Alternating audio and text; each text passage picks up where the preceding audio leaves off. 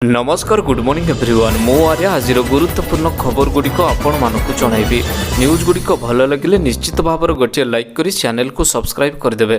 तो चलतु आज गुरुत्वपूर्ण खबर गुड़िक नजर पकईवा। तेबे बंगोपसागर में घूर्णिबलय सृष्टि 12टी जिले में प्रबल रति प्रबल वर्षिम वर्षा। तेबे रथयात्रा भिजिला पुरी बड़दाण्ड भिजिले भक्त एमती प्रबल वर्षार आशंका आहरी रही। 12टी जिले में प्रबल वर्षा हेब एमती पूर्वनु मानटी करिछि पाणीपाग विभाग। रविवार दिन पवित्र रथयात्रा थिबा बेले राज्यर अधिकांश स्थान में हालुकारू मध्यम धरणर वर्षाटी होइछि। पुरी समेत 12टी जिले में प्रबल रति प्रबल वर्षा होइछि। सेहिपरि आज मध्य 12टी जिले में तुआकुतुआ वर्षा हेबा नै सतर्क सूचनाटी जारी करा जाई अछि। मयूरभंज, केन्दुझर, सुंदरगढ़, गंजाम, गजपति, पुरी, खर्दा, रायगढ़, नवरंगपुर, कंधमाल जिलार गोटे दुईटी स्थान में प्रबल रति प्रबल वर्षा हेबार संभावनाटी रही। परवर्ती खबर समस्त महिला मानंकु मिलिबो इलेक्ट्रिक साइकेल। तेबे प्रधानमंत्री मोदी तृतीय थर सरकार आसिबा पर देशर विभिन्न वर्गर लोक मानंक पई विभिन्न विकासमूलक योजना शुभारंभ करिसेंती। ए क्रम में महिला मानंक उन्नति एवं सेमानंकु सशक्त करिबा पई सरकार एक योजनाटी लागू करबाकू जाउछंती। समस्त महिला मानंकु इलेक्ट्रिक साइकेल मिलिबाकू जाउछि। एही योजनार नामटी होउछि स्त्री महिला स्वयंसेवक गोष्ठीर सदस्य मानंकु केंद्र सरकार ई साइकेल प्रदान करबाकू जाउछंती। केंद्र ग्रामीण विकास मंत्रालय शुक्रवार दिन कन्वर्जेंस एवं एनर्जी सर्विसेज लिमिटेड सहित एक एमयू स्वाक्षर करी अछि। परवर्ती खबर एबे समस्तंको मिलिबो मागणा सिलाई मेसिन। परवर्ती खबर एबे समस्तंको मागणारे मिलिबो सिलाई मेसिन। तेबे गरीब जनसाधारण मानक पई केंद्र सरकार अनेक योजना आरंभ करिसेंती। केतेक योजना अधीन रे सरकार सीधा सड़क लोकंकु सहायता जगाउछंती। एभली एक योजना माध्यम लोक मानंकु मागणा सिलाई मेसिन सहित आर्थिक सहायता मध्य प्रदान करा जाउअछि। मागणा सिलाई मेसिन स्कीम केंद्र सरकारक द्वारा आरंभ करा जाई अछि, जेंतरे महिला मानंकु 9000 टंका मध्य दिया जाउअछि। परवर्ती खबर समस्त स्कूल पिला मानंकु मिलिबो यातायात खर्च। तेबे स्कूल जीवा आसिबा खर्च बहन करिवे राज्य सरकार। विद्यालय उपस्थान बढ़ाइबा पई आरंभ होइछि प्रयास।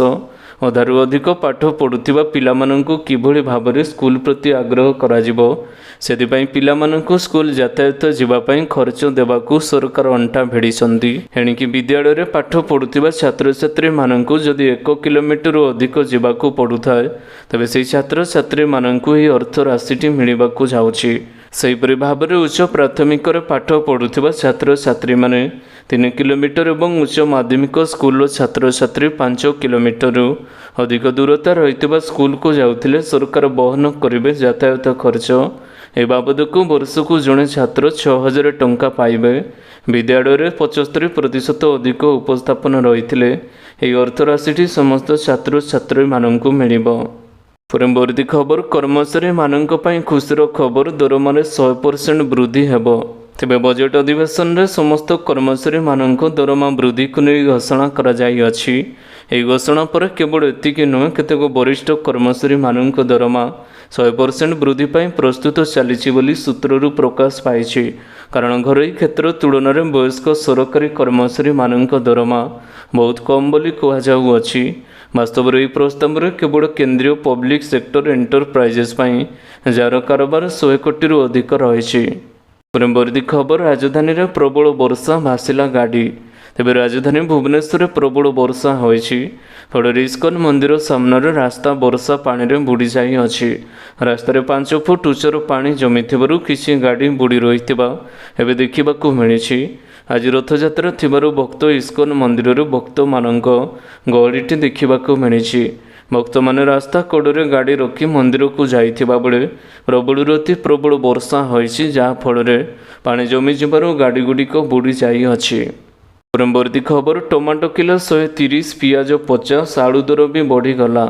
तेबे टमाटो, पियाज, कंचालंका, आलू भली अनेक पनीपरिबा मूल्य देशर अनेक बजार में वृद्धि पाइछि। अनेक राज्य में टमाटो किलोग्राम पिछा 100 रु 130 टंका मध्य बिक्री होउछि। राजधानी दिल्ली ठारू हिमाचल चंडीगढ़ रे कोबी, लाउ, कंचालंका भली अन्य परिबा मध्य हठात महंगा हो जाई अछि। परवर्ती खबर सोमवार दिन मध्य समस्त स्कूल कॉलेज छुट्टी। ତେବେ ଆଜି ସୋମବାର ରାଜ୍ୟର ସମସ୍ତ ସ୍କୁଲ କଲେଜ ଗୁଡ଼ିକ ବନ୍ଦ ରହିବ। ରାଜ୍ୟ ସରକାରଙ୍କ ତରଫରୁ ସମସ୍ତ ଶିକ୍ଷାନୁଷ୍ଠାନ ଗୁଡ଼ିକ ବନ୍ଦ ରଖିବା ପାଇଁ ନିର୍ଦ୍ଦେଶ ଦିଆଯାଇଛି। ଉଚ୍ଚଶିକ୍ଷା ବିଭାଗ ଅଧୀନସ୍ଥ ସମସ୍ତ ଶିକ୍ଷାନୁଷ୍ଠାନକୁ ସୋମବାର ଦିନ ପାଇଁ ଛୁଟି ଭାବରେ ଘୋଷଣା କରିଛନ୍ତି ସରକାର। ରଥଯାତ୍ରା ପାଇଁ ରାଜ୍ୟର ସମସ୍ତ ବିଶ୍ୱବିଦ୍ୟାଳୟ ଏବଂ ମହାବିଦ୍ୟାଳୟରେ ଏହି ଦିନଗୁଡ଼ିକ ବନ୍ଦ ରହିବ। ବିଶ୍ୱ ପ୍ରସିଦ୍ଧ ରଥଯାତ୍ରା ପାଇଁ 8 ତାରିଖକୁ ମଧ୍ୟ ଛୁଟି ଭାବରେ ରାଜ୍ୟ ସରକାର ଘୋଷଣା କରିଛନ୍ତି। ପରବର୍ତ୍ତୀ ଖବର, ଆସାମରେ ବନ୍ୟା ସ୍ଥିତି ଭୟଙ୍କର, 58 ଜଣ ମୃତ୍ୟୁ ଏବଂ 23 ଲକ୍ଷ ଲୋକ ପ୍ରଭାବିତ। ତେବେ ଗତ 1 ମାସ ହେବ ଆସାମରେ ବନ୍ୟା ଯୋଗୁଁ ସ୍ଥିତି ଖୁବ୍ ଖରାପ ହୋଇପଡ଼ିଛି। ଲୋକମାନଙ୍କୁ ସୁରକ୍ଷିତ ସ୍ଥାନକୁ ନିଆଯାଇଥିଲେ ବି ବନ୍ୟା ପାଣିରେ 58 ଜଣଙ୍କର ଜୀବନ ଯାଇସାରିଛି। ଆସାମ ରାଜ୍ୟ ବିପର୍ଯ୍ୟୟ ପ୍ରମୋସନ ପ୍ରାଧିକରଣ କହିଛି, ଗତ ମାସ ଆସାମରେ ଗମ୍ଭୀର ବାତ୍ୟା ସ୍ଥିତି ଯୋଗୁଁ କୋଟି କୋଟି ଲୋକ ଇନଫ୍ରାଷ୍ଟ୍ରକ୍ଚର ନଷ୍ଟ କରିଦେଇଛି। ବନ୍ୟା ପାଣିରେ ଅନେକ କିଛି ପ୍ରଭାବିତ ହୋଇଛି। ରାସ୍ତାଘାଟଠାରୁ ନେଇ ଫସଲ ନଷ୍ଟ ହୋଇଯାଇଅଛି। ପରବର୍ତ୍ତୀ ଖବର, ରାଜ୍ୟ ସରକାରଙ୍କ ନିର୍ଦ୍ଦେଶ, ଡିସେମ୍ବର ସୁଦ୍ଧା ସବୁ ସରକାରୀ କୋଠରରେ ମିଳିବ ସୌର ବିଦ୍ୟୁତ୍। ତେବେ ରାଜ୍ୟରେ ବିଜେପି ସରକାର କ୍ଷମତାକୁ ଆସିବା ପରେ ରାଜ୍ୟର ସମସ୍ତ ସରକାରୀ କୋଠାରେ ରୁଫ୍ଟପ୍ ସୋଲାର ସିଷ୍ଟମ ସ୍ଥାପନ ପାଇଁ ପଦକ୍ଷେପ ନିଆଯାଇଅଛି। ଆସନ୍ତା ଡିସେମ୍ବର ଶେଷ ସୁଦ୍ଧା ରାଜ୍ୟର ସବୁ ସରକାରୀ କୋଠାରେ ସୌର ବିଦ୍ୟୁତ୍ ଉପଲବ୍ଧ କରାଯିବ। ମିଶନ ମୋଡ୍ରେ ଏହି ସରକାର ବିଭାଗ ଏବଂ ସଂସ୍ଥାର କୋଠାରେ ରୁଫ୍ଟପ୍ ସୋଲାର ସିଷ୍ଟମ ସ୍ଥାପନ ନିମନ୍ତେ ଆବଶ୍ୟକ ପ୍ରକ୍ରିୟା ପାଇଁ ରାଜ୍ୟ ଶକ୍ତି ନିର୍ଦ୍ଦେଶ ଦେଇଅଛି। ପରବର୍ତ୍ତୀ ଖବର, 1000 ଟଙ୍କାରେ ଲକ୍ଷ ଲକ୍ଷ ଟଙ୍କାର ଲାଭ। ତେବେ ସାଧାରଣ ଲୋକମାନଙ୍କ ପାଇଁ ଇଣ୍ଡିଆ ପୋଷ୍ଟରେ ଅନେକ ଛୋଟ ବଡ଼ ସଞ୍ଚୟ ଯୋଜନା ରହିଛି। ଏଭଳି ଏକ ଯୋଜନା ରହିଛି ଯେଉଁଥିରେ 5 ବର୍ଷ ଜମା କଲେ 6.71 ଲକ୍ଷ ଟଙ୍କା ଲାଭ ହୋଇପାରିବ। ଏନ୍ଏସ୍ସି ବା ଜାତୀୟ ସଞ୍ଚୟ ପ୍ରମାଣପତ୍ର ନାମରେ କେନ୍ଦ୍ର ସରକାର ଏକ ଯୋଜନାଟି ଆରମ୍ଭ କରିଛନ୍ତି। ଏହି ସଞ୍ଚୟ ବଣ୍ଡ ମାଧ୍ୟମରେ ମଧ୍ୟମ ଧରଣର ନିବେଶକମାନଙ୍କୁ ଲକ୍ଷ୍ୟରେ ରଖି କାର୍ଯ୍ୟକାରୀ କରାଯାଇଅଛି। ଏହି ଯୋଜନାରେ ନିବେଶ କରିବାର ନିମ୍ନତମ ରାଶି ହେଉଛି 1000 ଟଙ୍କା। ତେବେ ଅଧିକରୁ ଅଧିକ ରାଶି ଆପଣ ଜମା କରିପାରିବେ।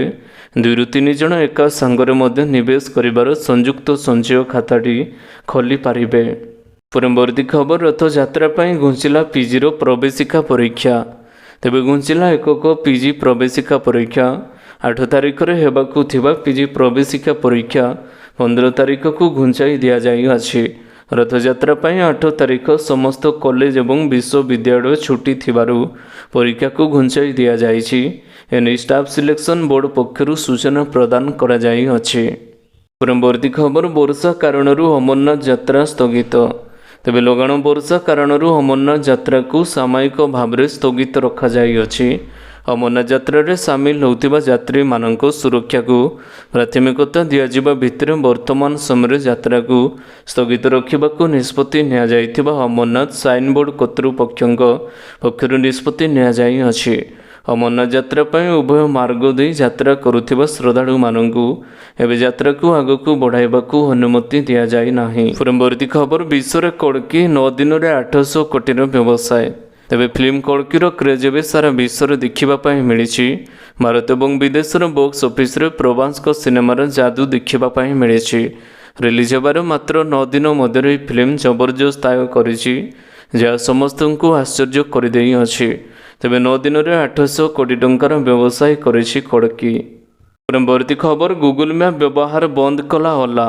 ତେବେ ଅନଲାଇନ୍ କ୍ୟାବ୍ ସେବା ଯୋଗାଣକାରୀ କମ୍ପାନୀ ଓଲା କ୍ୟାବ୍ସ ନିଜ ବ୍ୟବସାୟର ଗୁଗଲ ମ୍ୟାପ୍ ବ୍ୟବହାର ବନ୍ଦ କରିଛି। କମ୍ପାନୀ ଏବେ ଗୁଗଲ ମ୍ୟାପ୍ସ ପରିବର୍ତ୍ତେ ନିଜସ୍ୱ ଓଲା ମ୍ୟାପ୍ସ ବ୍ୟବହାର କରିବ। କମ୍ପାନୀର ସିଇଓ ଭାବେଶ ଅଗ୍ରୱାଲ ଏ ସମ୍ପର୍କରେ ସୂଚନା ପ୍ରଦାନ କରିଛନ୍ତି। ଶ୍ରୀ ଅଗ୍ରୱାଲ କହିଛନ୍ତି, ଗତ ମାସରେ ୟୁଜର ବ୍ୟବହାର ବନ୍ଦ କରିବା ପରେ ଏବେ ଗୁଗଲ ମ୍ୟାପ୍ର ବ୍ୟବହାର ସମ୍ପୂର୍ଣ୍ଣ ଭାବରେ ବନ୍ଦ କରାଯାଇଅଛି। ପରବର୍ତ୍ତୀ ଖବର, ବର୍ଷା ଆରମ୍ଭରୁ ଡେଙ୍ଗୁ ଚିନ୍ତା, ଗତ ବର୍ଷ ତୁଳନାରେ ଏଥର ଅଧିକ। ତେବେ ବର୍ଷା ଆରମ୍ଭରୁ ଡରାଇଲାଣି ଡେଙ୍ଗୁ। ଗତ ବର୍ଷ ତୁଳନାରେ ଏଯାବତ୍ ଅଧିକ ଆକ୍ରାନ୍ତ ଚିହ୍ନଟ ହୋଇସାରିଛନ୍ତି। ଶେଷ ରିପୋର୍ଟ ସୁଦ୍ଧା ଏଯାବତ୍ 389 ଆକ୍ରାନ୍ତ ଚିହ୍ନଟ ହୋଇଛନ୍ତି। ଏଥିମଧ୍ୟରୁ ବଲାଙ୍ଗୀରରେ ସଇଁତଳା ହଟସ୍ପଟ୍ ପାଲଟିଅଛି। ପୂର୍ବ ବର୍ଷ ତୁଳନାରେ ଅଧିକ ଆକ୍ରାନ୍ତ ଚିହ୍ନଟ ହୋଇଥିବାରୁ ଆଗାମୀ ଦିନରେ ଆକ୍ରାନ୍ତଙ୍କ ସଂଖ୍ୟା ବଢ଼ିବାର ସମ୍ଭାବନାଟି ରହିଛି। ସାରା ଓଡ଼ିଶାରେ ଏବେ ଡେଙ୍ଗୁକୁ ନେଇ ଚିନ୍ତା ଘାରିଛି। ଗତ ବର୍ଷ ତୁଳନାରେ ପ୍ରାୟ 150ରୁ ଅଧିକ ଆକ୍ରାନ୍ତ ଚିହ୍ନଟ ହୋଇଥିବା ଜଣାପଡ଼ିଛି। ପରବର୍ତ୍ତୀ ଖବର, ପ୍ରବଳ ବର୍ଷା ଯୋଗୁଁ ଅସ୍ଥାୟୀ ଭାବରେ ଅମରନାଥ ଯାତ୍ରା ବନ୍ଦ। ତେବେ ଅମରନାଥ ଯାତ୍ରା ପାଇଁ ପ୍ରତିବର୍ଷ ଭଳି ଏଥର ମଧ୍ୟ ଲକ୍ଷାଧିକ ଭକ୍ତ ପହଞ୍ଚି ଅଛନ୍ତି। ଏହାର ଭିତରେ ପାଣିପାଗ ବିଭାଗ ଏହି ଯାତ୍ରାରେ ଅସ୍ଥାୟୀ ଭାବରେ ବ୍ରେକ୍ ଲଗାଇଅଛି। ଖରାପ ପାଣିପାଗ କାରଣରୁ ବର୍ତ୍ତମାନ ଯାତ୍ରାକୁ ରୋକି ଦିଆଯାଇଅଛି। ମିଳିଥିବା ସୂଚନା ଅନୁସାରେ ବାଲାଟ୍ର ପହଲ ଗ୍ରାମର 2ଟି ରାସ୍ତାରେ ଗତ ରାତିରୁ ବର୍ଷା ହୋଇଅଛି। ଏଭଳି ସ୍ଥିତିରେ ଯାତ୍ରୀଙ୍କୁ ବେସ୍ କ୍ୟାମ୍ପକୁ ପଠାଇ ଦିଆଯାଇଛି। ଦକ୍ଷିଣ କାଶ୍ମୀରର ହିମାଳୟ ସ୍ଥିତ ଅମରନାଥ ଗୁମ୍ଫା ମନ୍ଦିରରେ ଯାତ୍ରା ପ୍ରବଳ ବର୍ଷା କାରଣରୁ ଅଟକି ଯାଇଅଛି। ପରବର୍ତ୍ତୀ ଖବର ଜୁଲାଇ 8ରୁ ଓଜେଇ କାଉନସେଲିଂ ଆରମ୍ଭ। ତେବେ ଜୁଲାଇ 8 ତାରିଖରୁ ଓଡ଼ିଶା ଯୁଗ୍ମ ପ୍ରବେଶିକା ପରୀକ୍ଷା 2024 ୱେବ୍ ବେସ୍ଡ କାଉନସେଲିଂ ପ୍ରକ୍ରିୟାଟି ଆରମ୍ଭ ହେବାକୁ ଯାଉଛି। ଜେଇଇ ମେନ୍ର 2024 ଭୋଲ୍ଡ ରାଙ୍କ ରଖିଥିବା ପ୍ରାର୍ଥୀମାନେ ଓଜେଇ ୱେବସାଇଟ୍କୁ ପରିଦର୍ଶନ କରି ଏ ବାବଦରେ ଅଧିକ ତଥ୍ୟଟି ଜାଣିପାରିବେ। ପରବର୍ତ୍ତୀ ଖବର 22 ଜୁଲାଇ ସୁଦ୍ଧା କରନ୍ତୁ ଏହି କାମ, ଖାତାକୁ ଆସିବ 50,000 ଟଙ୍କା। ତେବେ ସରକାର ଏକ ଅନଲାଇନ୍ ପ୍ରତିଯୋଗିତା ଆୟୋଜନ କରୁଛନ୍ତି। ଯଦି ଆପଣ ଏଥିରେ ଭାଗ ନେଇ ବିଜେତା ହୁଅନ୍ତି ତେବେ ଆପଣଙ୍କୁ 50,000 ଟଙ୍କା ମିଳିବ।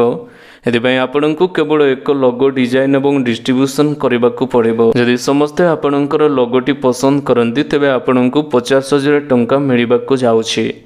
ତେବେ ଆଶା କରୁଛି ଆଜିର ଗୁରୁତ୍ୱପୂର୍ଣ୍ଣ ଖବର ଗୁଡ଼ିକ ଆପଣମାନଙ୍କୁ ନିଶ୍ଚିତ ଭାବରେ ଭଲ ଲାଗିଥିବ। ଯଦି ଭଲ ଲାଗିଥାଏ ଭିଡ଼ିଓକୁ ଗୋଟେ ଲାଇକ୍ କରନ୍ତୁ ଏବଂ ଚ୍ୟାନେଲକୁ ସବସ୍କ୍ରାଇବ୍ କରିବା ପାଇଁ ବିଲକୁଲ ବି ଭୁଲନ୍ତୁ ନାହିଁ। ଆପଣଙ୍କ ଭଲ ପାଇବା ସ୍ୱରୂପ ଭିଡ଼ିଓକୁ ସେୟାର କରିଦେବେ। ପୁଣି ଦେଖା ହେବ ଲାଟେଷ୍ଟ ଅପଡେଟ୍ରେ। ସେତେବେଳେ ପର୍ଯ୍ୟନ୍ତ ବିଦାୟ ନେଉଛି। Vande Mataram, take care, bye bye.